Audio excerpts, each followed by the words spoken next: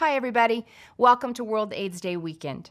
This is the time of year where we at Saddleback join with the global community in recognizing the 36 million people living with HIV around the world, and it's a time when we reaffirm our commitment to work together to bring an end to AIDS.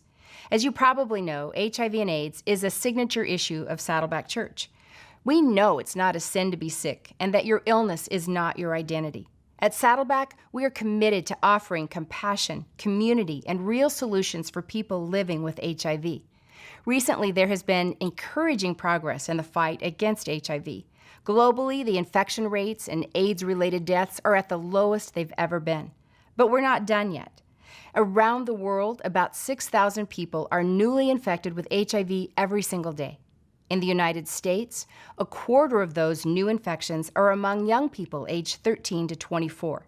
And while advances in medicine now allow people with HIV to live long, full lives, globally, only 2 out of every 5 people living with HIV have access to treatment.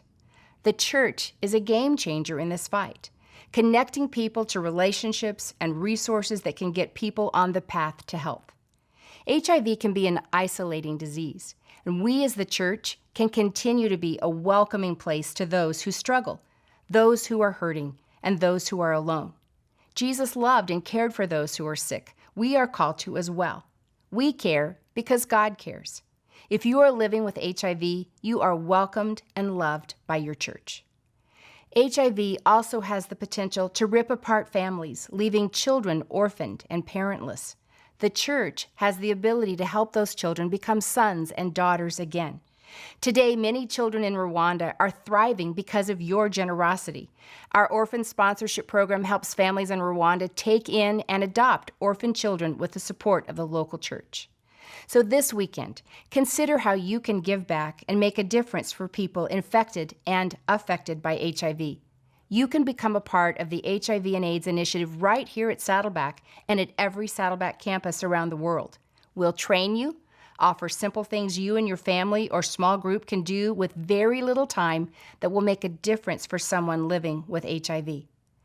Imagine if every person in this county and around the world knew that Saddleback Church cares.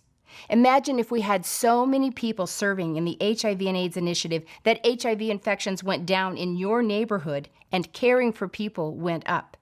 It doesn't take much to show you care. The first step is just showing up.